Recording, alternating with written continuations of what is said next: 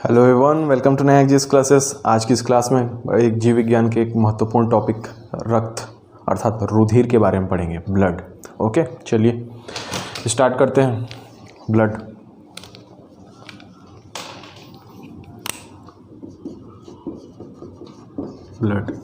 रक्त, रुधिर। ओके, तो चलिए देखते हैं, रक्त के बारे में जान लेते हैं थोड़ा सा।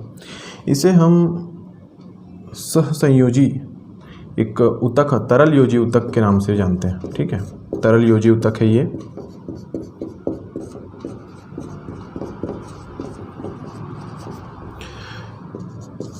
अगर हम मनुष्य में पुरुषों की बात करें तो लगभग 5 से 6 लीटर, और महिलाओं में बात करें तो 4 से 5 लीटर खून होता है। ओके,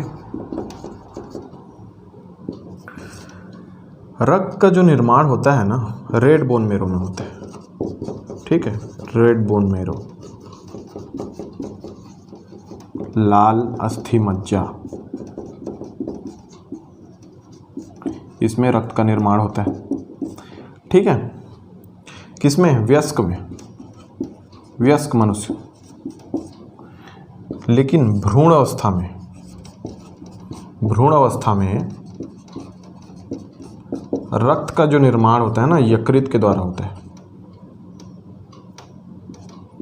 यकृत के माध्यम से होता है। ठीक है,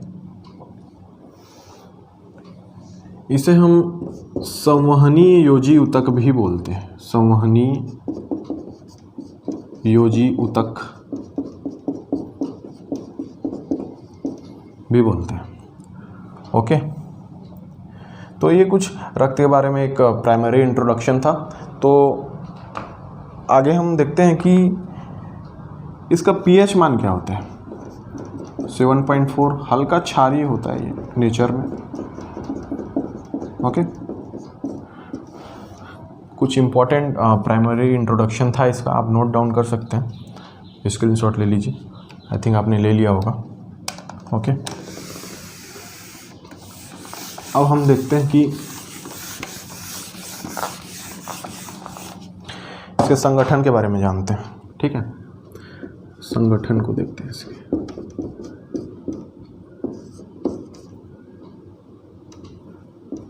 संगठन को देखते हैं तो इसको हम लोग मुख्य रूप से 2 भाग में बांट सकते हैं।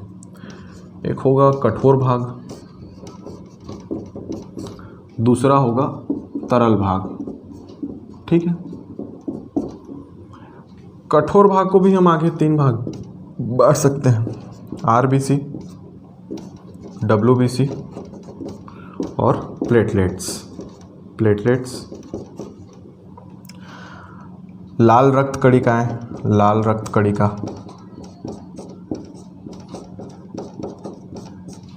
आरबीसी, डब्ल्यूबीसी और प्लेटलेट्स, ये ऐसे नाम जल्दी याद होंगे, है ना, इनकी अपेक्षा, बट हमको हिंदी नाम भी याद रखना होगा। श्वेत रक्त कणिका और बिम्बाणु। आगे डिटेल से हम देखेंगे इसको। अब तरल भाग को भी हम 2 भाग में बांट सकते हैं। इसमें भी एक तरल भाग होगा, इसके अंदर भी एक तरल भाग होगा और एक कठोर भाग होगा। ठीक है, 90 से 92% होगा, और ये होगा करीबन 8 से 10%। इसके पश्चात जो है ना, इस कठोर भाग को भी हम आगे और पार्ट में डिवाइड कर सकते हैं। जैसे पहला हो जाएगा आपका प्लाज्मा प्रोटीन, दूसरा क्या होगा? Plasma protein, cholesterol,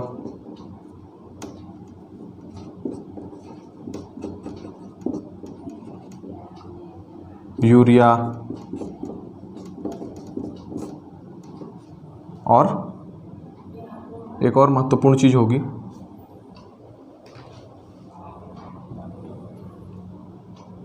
glucose. Thick. Okay, ये चारों चीज़ होंगी। अब इस प्लाज्मा प्रोटीन को भी हम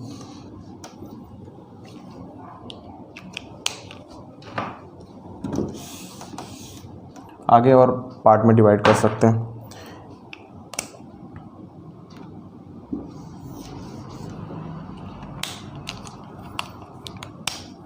प्लाज्मा प्रोटीन को पहला, इसमें और क्या होगा? प्लाज्मा प्रोटीन में सबसे पहले तो इसमें होगा एल्बुमिन,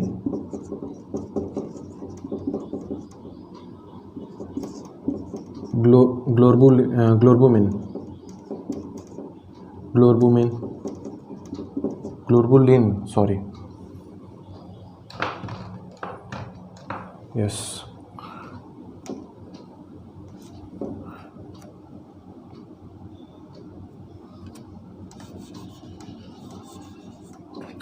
ये ग्लोर्बुलिन, प्रोथ्रोम्बिन, थ्रोम्बिन, और एक और होगा फाइब्रोनोजन।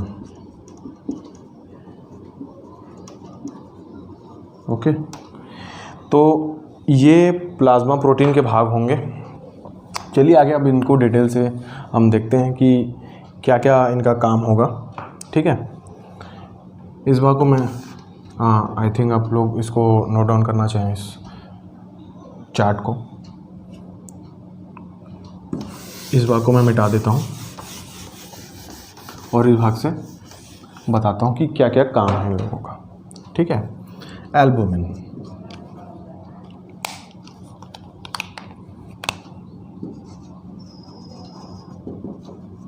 एल्बुमिन का क्या काम है? एल्बुमिन का काम है परासरण दाब को नियंत्रित करना, इसको नियंत्रण करने का। किसका? रक्त का परासरण दाब। ठीक है, हो गया। ग्लोर्बुलिन, ऐसा ग्लोर्बुलिन,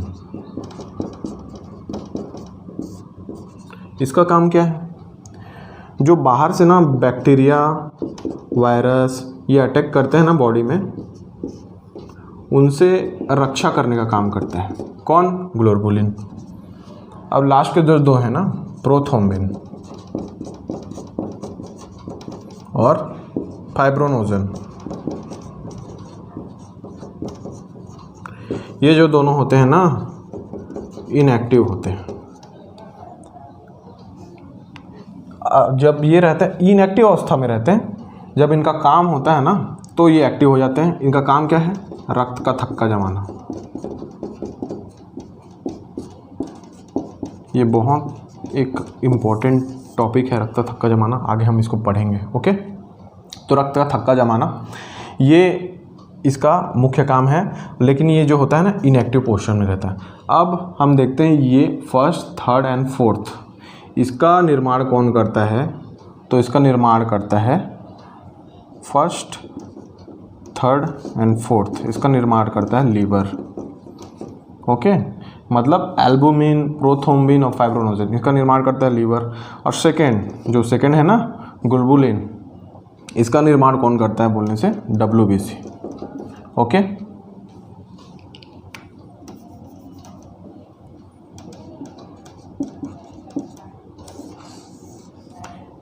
आप इसको नोट डाउन कर सकते हैं।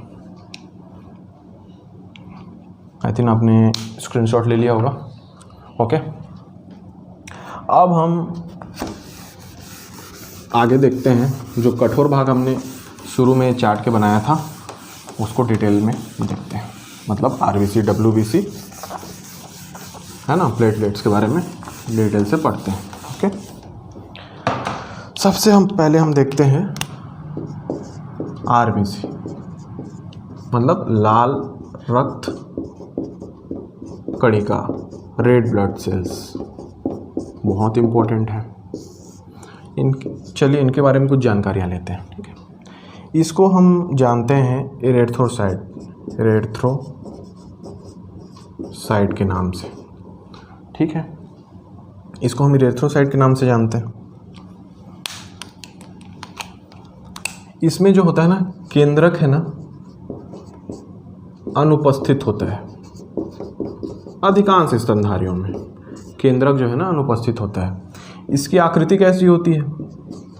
इसकी आकृति होती है द्विअवतल और गोलाकार। इसकी आकृति है ये। मनुष्य में अगर हम बात करें तो इसका जो साइज है ना 7.5 माइक्रोमीटर होता है। बहुत इंपॉर्टेंट है, याद रखिए, क्वेश्चन पूछ सकता है। ठीक है। एक महत्वपूर्ण चीज आरबीसी में पाई जाती है, क्या? लाल रंग का लौह युक्त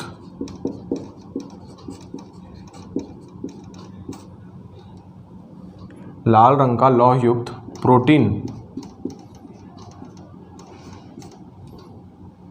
लाल रंग का लौह युक्त प्रोटीन शोषण वर्णक, ठीक है, अर्थात हीमोग्लोबिन। क्या पाया जाता है? हीमोग्लोबिन।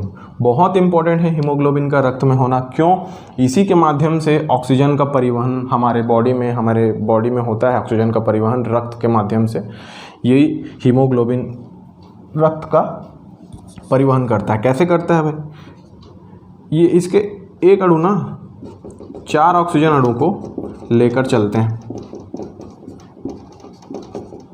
4 ऑक्सीजन अणु को क्या बनाते हैं? हमने पिछली क्लास में पढ़ा है, ऑक्सी हीमोग्लोबिन। ठीक है, ऑक्सी हीमोग्लोबिन बनाता है ये। ठीक, ये हो गया।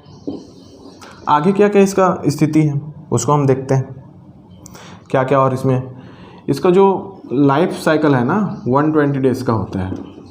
इसका जीवन काल जो है 120 डेज का। उसके बाद जो है ना ये मृत हो जाता है। अब जब डेड हो जाता है तो कहाँ पे जाता होगा? ये जाता है प्लीहा में। प्लीहा में सभी डेड जो आरबीसीज है ना, डेड आरबीसीज यहीं इकट्ठा होते हैं। इसीलिए प्लीहा को हम बोलते हैं मृत आरबीसीज का कब्रिस्तान। मृत आरबीसीज का कब्रिस्तान ऐसा संबोधित किया जाता है, इसको बोला जाता है। इसे हम ब्लड बैंक भी बोलते हैं, शरीर का ब्लड बैंक के नाम से भी जानते हैं।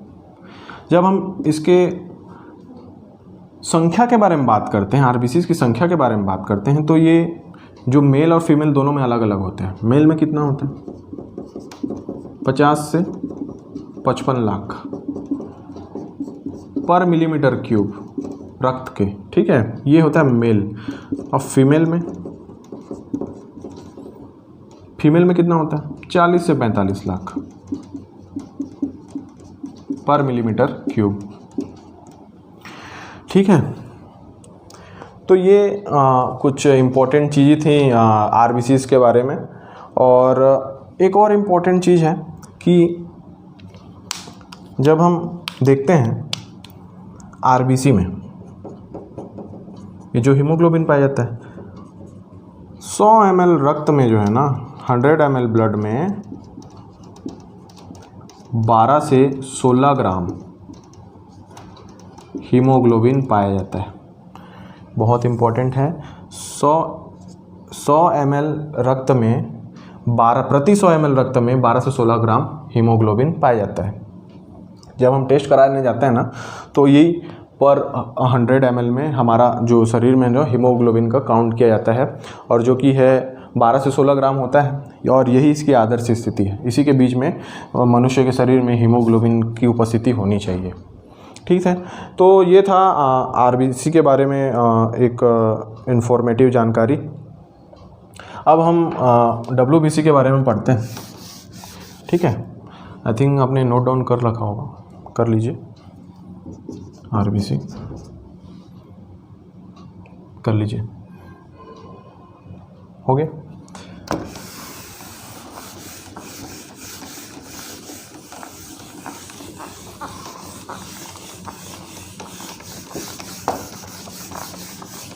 अब हम बात करेंगे डब्ल्यूबीसी के बारे में।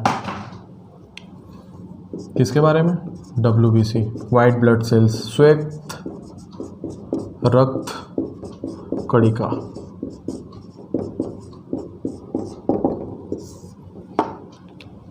श्वेत रक्त कणिका। अब इसको किस नाम से जाना जाता है? इसको हम ल्यूकोसाइट के नाम से जानते हैं। ठीक है, ये रंगहीन होता है। ठीक है, इसको हम ल्यूकोसाइट के नाम से जानते हैं, ये रंगहीन होता है। अगर इसके साइज के बारे में बात करें तो 0.007 माइक्रोमीटर इसका साइज होता है। ठीक है, इसका मुख्य काम क्या है? इसका मुख्य काम है सैनिक की तरह काम करना। आगे पढ़ेंगे क्यों सैनिक की तरह काम करना है। ठीक, सैनिक की तरह काम करना है। अगर हम इसके काउंट के बारे में बात करें, WBC की काउंट, इसकी संख्याओं के बारे में बात करें, WBC काउंट के बारे में बात करें तो लगभग 6000 से 8000 पर मिलीमीटर क्यूब इसकी संख्या होती है ब्लड में। अब हम देखते हैं इसके कुछ महत्वपूर्ण घटक हैं। महत्वपूर्ण घटकों को देखते हैं कौन कौन से। अब इसके घटक को देख लेते हैं। ये घटक,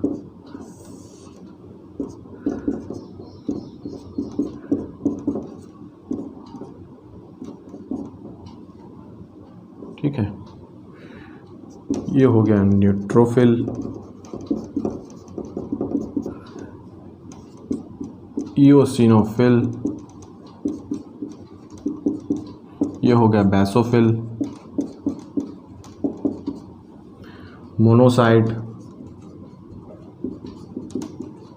और लिम्फोसाइट।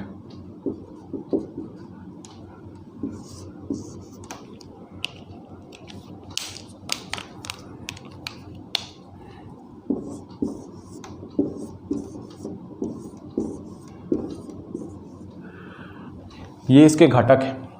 ठीक है, neutrophil, eosinophil, basophil, monocyte and lymphocyte इसके महत्वपूर्ण घटक हैं। अब हम देखते हैं कि इनकी हिस्सेदारी कितनी है और क्या क्या करते हैं ये। ठीक है, तो न्यूट्रोफिल जो होता है ना, लगभग 60 से 70% इसका हिस्सा होता है। ओके, बहुत अधिक संख्या में होते हैं ये न्यूट्रोफिल। अब क्या काम करते हैं बोलने से? इसका काम है भक्षण कोशिका की तरह काम करना। फेगोसाइट,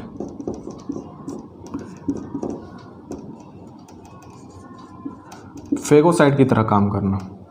ठीक, अब हम बात करते हैं इओसिनोफिल की। 2 से 3%, ज़्यादा नहीं होता, 2 से 3%। बाहर से जो बैक्टीरिया वगैरह हमला करता है, वायरस वगैरह, बैक्टीरिया, वायरस, ये इन्फेक्शन, इनसे लड़ने का काम करता है। ठीक, ये आपने नोट डाउन कर लिया होगा, मुझे स्पेस मिल जाएगा लिखने के लिए। ओके, बेसोफिल, बेसोफिल ये 0.5 से 1% इनकी संख्या होती है। तो बेसोफिल क्या करता है? बेसोफिल जो है ना, हिपेरिन,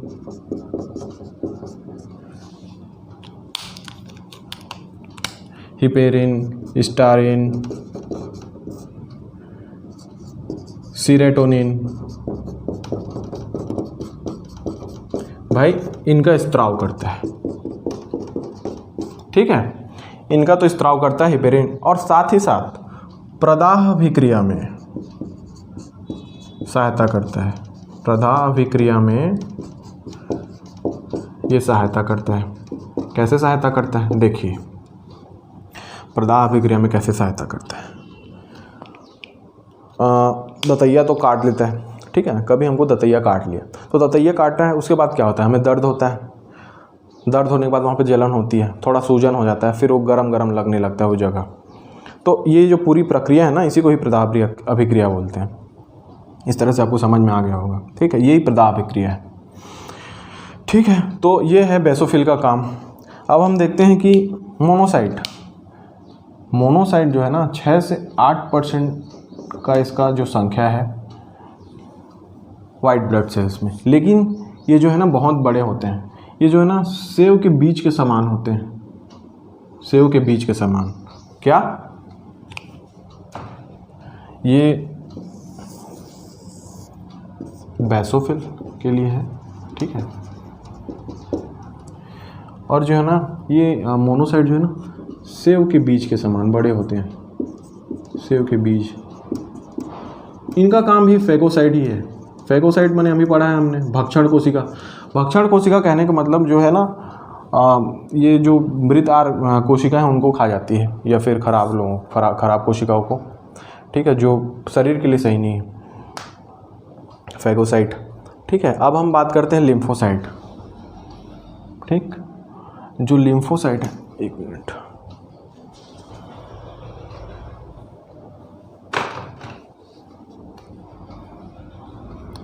आई थिंक आपने इसको नोट डाउन कर लिया होगा।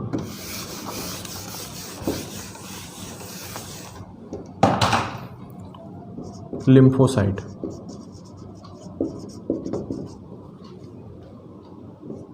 से 25%, ठीक है, लिम्फोसाइट। तो दो लिम्फोसाइट होते हैं, टी लिम्फोसाइट और बी लिम्फोसाइट। दोनों का ही काम है इम्यूनिटी सिस्टम को बेहतर करने का।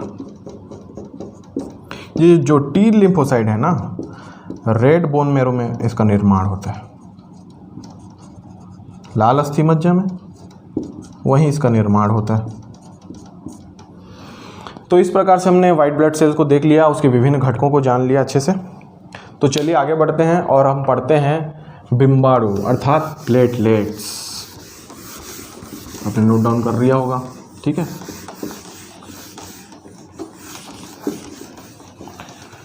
कर लीजिए नोट डाउन।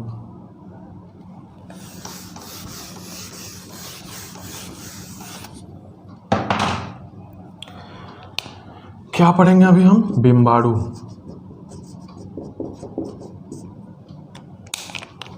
बिम्बाणु अर्थात प्लेटलेट्स, ठीक है। प्लेटलेट्स को देखते हैं अपन। प्लेटलेट्स के बारे में हम लोग क्या जानते हैं? इसको हम लोग थ्रोम्बोसाइट भी बोलते हैं। क्या बोलते हैं? थ्रोम्बोसाइट, ठीक। अगर इसके काउंट के बारे में बात करें तो लगभग 1.5 से 3.5 लाख पर मिलीमीटर क्यूब। इसका निर्माण कहाँ होता है? इसका निर्माण होता है रेड बोन मैरो में। इसका मतलब क्या है? Red bone marrow. इसके भी विशेष कोशिका मेगा कैरियोसाइट, क्या बहुत इंपॉर्टेंट है, याद रखिएगा, मेगा कैरियोसाइट। मेगा कैरियोसाइट में क्या, जब इसका विखंडन होता है ना, उसके फलस्वरूप ये इसका निर्माण होता है प्लेटलेट्स का। ओके,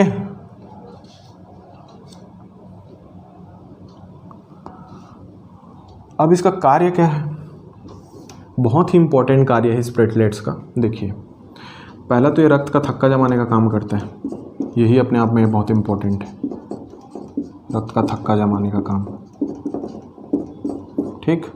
दूसरा क्या करता है? देखिए, रक्त हमारे शरीर में ऐसे ही थोड़ी बहता है, रक्त वाहिनियों के माध्यम से बहता होगा, ठीक है। अब रक्त वाहिनियों के माध्यम से बहता है,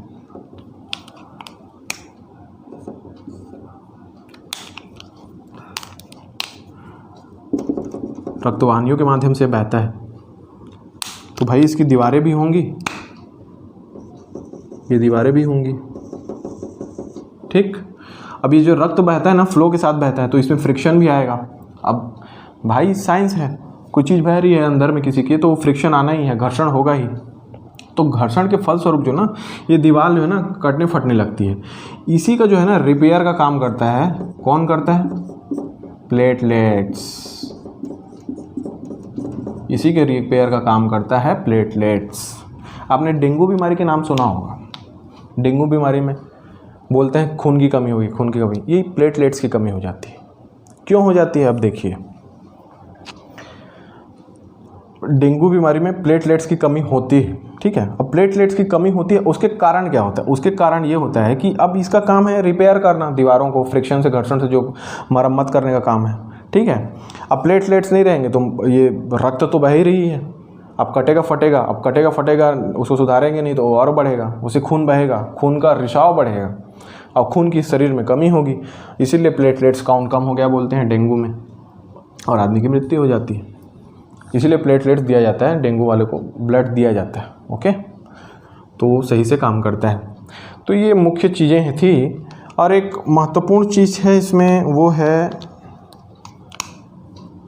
केंद्रक तो इसमें अनुपस्थित रहता है। ठीक है, केंद्रक जो है ना इसमें अनुपस्थित रहता है, लेकिन स्तनधारियों में ये उपस्थित होता है। स्तनधारियों में केंद्रक जो होता है ना उपस्थित होता है, ये स्तनधारियों में। एक चीज़ छूट गई थी वाइट ब्लड सेल्स में, उसमें केंद्रक होता है, केंद्रक जो है ना उपस्थित होता है वाइट ब्लड सेल में, नोट कर लिए रहना, केंद्रक उपस्थित रहता है। ओके, तो ये था रक्त के कठोर भाग आरबीसी, डब्ल्यूबीसी और प्लेटलेट्स के बारे में एक ओवरऑल जानकारी। और अब आगे हम बढ़ते हैं रक्त के कार्य के बारे में, उनको हम देखते हैं कि रक्त क्या क्या कार्य करता है हमारे शरीर में। चलिए देखते हैं।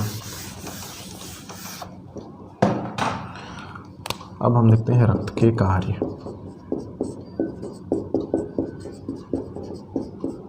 रक्त के क्या क्या कार्य हैं।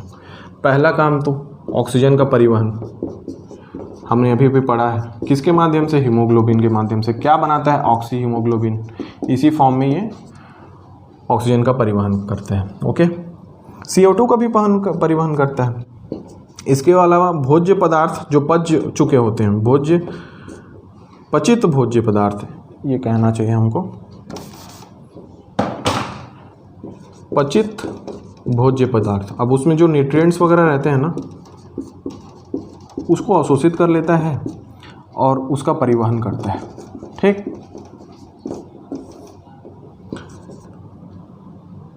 अब उपापचयी क्रिया होती है, उपापचयी। ठीक, इसमें सह उत्पाद भी बनते हैं। जैसे कि कौन कौन से सह उत्पाद बनते हैं भाई? अमोनिया, यूरिया, यूरिक एसिड बन रहा है। ठीक है, ये सब चीज़ें बनती हैं जो टॉक्सिक होती हैं शरीर के लिए। अब इसका परिवहन भी जो है ना रक्त करता है। कैसे करता है? इसको पहुंचा देता है वो वृक्क तक पहुंचा देता है, और वृक्क के माध्यम से वो शरीर के बाहर निकल जाता है। ठीक है, तो ये महत्वपूर्ण काम है। एक और महत्वपूर्ण काम करता है, शरीर जो है शरीर का तापमान को नियंत्रित करता है। शरीर का तापमान नियंत्रित करता है। ठीक है, शरीर का तापमान नियंत्रित करने का काम करता है। रक्त का थक्का जमाने का, है ना, इसके जो विभिन्न घटक हैं रक्त थक्का जमाते हैं, शरीर में से रक्त का कमी को वो करते हैं। ठीक है, अब हम देखते हैं कि ये जो रक्त का जो थक्का जमाने वाला कार्य प्रक्रिया है, वो कैसे होती है। मतलब रक्त का थक्का जमाने का जो पूरा प्रक्रिया है वो कैसे होता है, चलिए देखते हैं उसको। बहुत महत्वपूर्ण प्रक्रिया है, ध्यान से देखिएगा।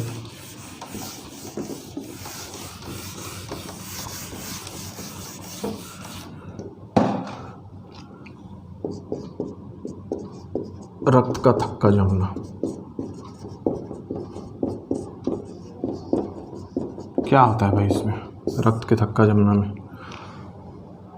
अब आप जान रहे होंगे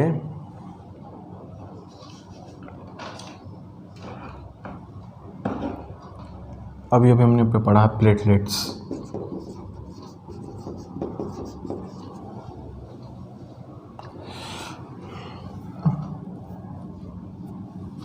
प्लेटलेट्स के बारे में पढ़ा है हमने अभी। ठीक है, वायु से ये जो क्रिया करती है, ठीक है, और क्या बनाती है? थ्रोम्बोप्लास्टिन। क्या बनाती है? थ्रोम्बोप्लास्टिन। ओके, वायु से क्रिया करके। अब ये थ्रोम्बोप्लास्टिन, ठीक है, थ्रोम्बोप्लास्टिन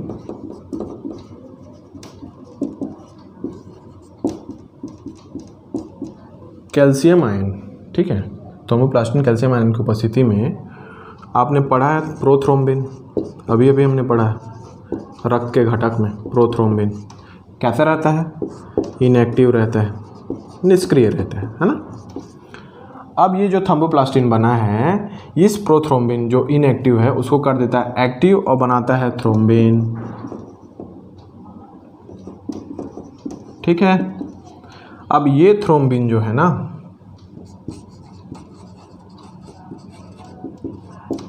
फाइब्रोनोजन में पढ़ा है हमने, वही रक्त के घटक में, प्लाज्मा प्रोटीन में फाइब्रोनोजन, इसके साथ मिलकर बनाता है फाइब्रिन।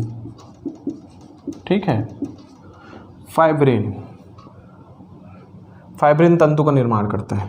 ये घुलनशील होता है। ठीक है। रक्त में घुला हुआ रहता है। ठीक है। इनएक्टिव रहता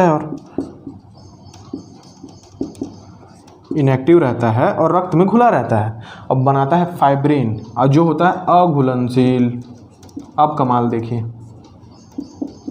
क्या, ये फाइब्रिन जो है ना,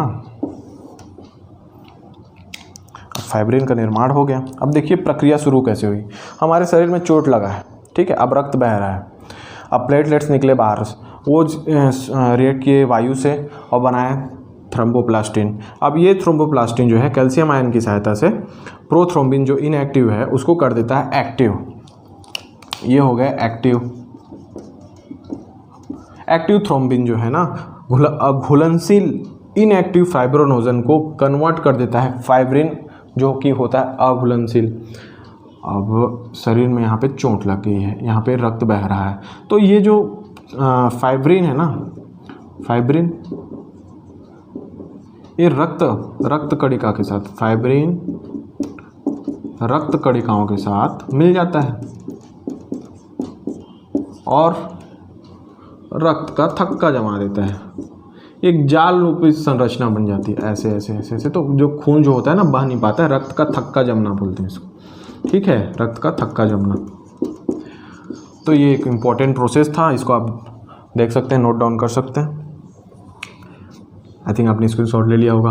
तो आज की इस क्लास में हमने रुधिर, ब्लड अर्थात रक्त के बारे में पढ़ा, उसके विभिन्न घटकों के बारे में जाना, और बहुत उपयोगी हैं ये परीक्षा की दृष्टि से भी, और इससे प्रश्न पूछे भी जाते हैं, सीधे सीधे प्रश्न पूछे जा सकते हैं इससे। तो आई होप चीज़ें आपको क्लियर होंगी। अब आपका रक्त का जो एक चैप्टर है उससे संबंध में जो बहुत सारे क्यूरियोसिटी रही होगी और बहुत सारी जानकारियाँ जो आप जानना चाह रहे होंगे इस वीडियो के माध्यम से आपको मिल पाई होगी। तो थैंक यू।